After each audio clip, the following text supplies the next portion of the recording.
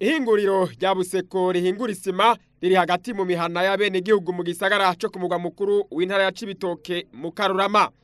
Abenegihugu baba mu mihana ikikuje iryo hinguriro bamenyesha ko iryo hinguriro atari umubanyi mwiza wabo. Imyotsi yayo no munzi dusangayo iraturembeje, uvomya amazi usanga yuzuyemo iyo sima ya Buseko, tetsinjya usanga zuzuyemo iyo sima ya Buseko, n'abadasinzira kubera iryo hinguriro rya Buseko. Ubu unyamurane yuko menga haratuje hagaze amasaha 8 aha hose yacatse mu kimenga n'igifuka, usanga mu nzo ku makara usanga ari sima gusa, amasahani amasima gusa, impuzo wanikiye isima gusa.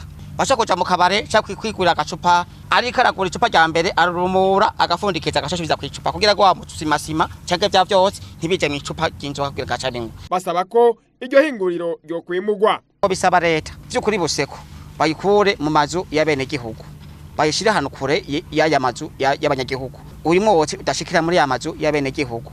Nuko dusaba ko bakikura bakayoya bakijana kuko kiraturembeje.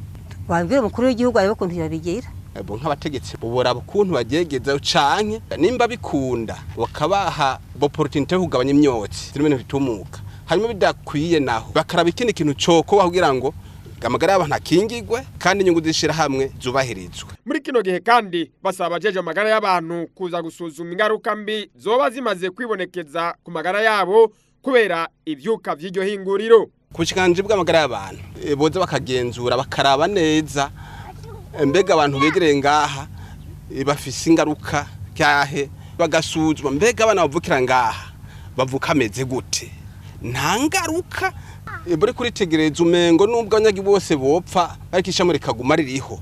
N'ubushikiranganje bujeje amahinguriro barafise ivyo babusaba.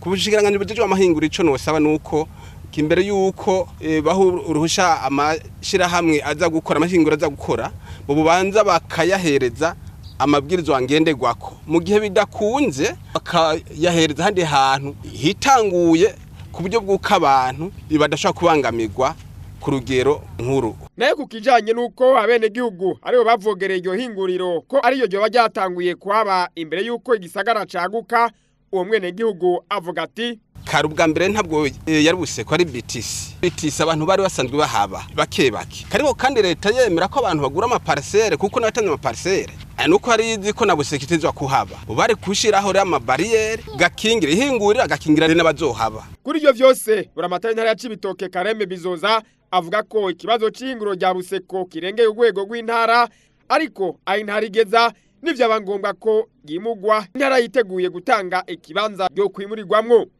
Kubijanye nuko yo kwimugwa twige mu ntara twarateguye ikibanza cagutse hariya mu Rukana, ahantu hari imisozi hameze neza ashobora kuringaniza kandi atari imihaniriyo, hamwe nko bavuga ati nituherekane abajeje igisata cyo kwerekana amatongo ahantu bikorwa byoja na no engineer yagiye araharaba tashaka kubereka ati ngaha, hanyuma ubushikiranganje bujejwe budukikije bukatanga ati nimuze mukorere ngaha. Ariko rero Kareme Bizoza nawe nyene aremeza ko muri no misi ivyotsi bisohoka muri iryo hinguriro vyiyongereye cyane kandi ko ari kibazo mu bene gihugu arongoye.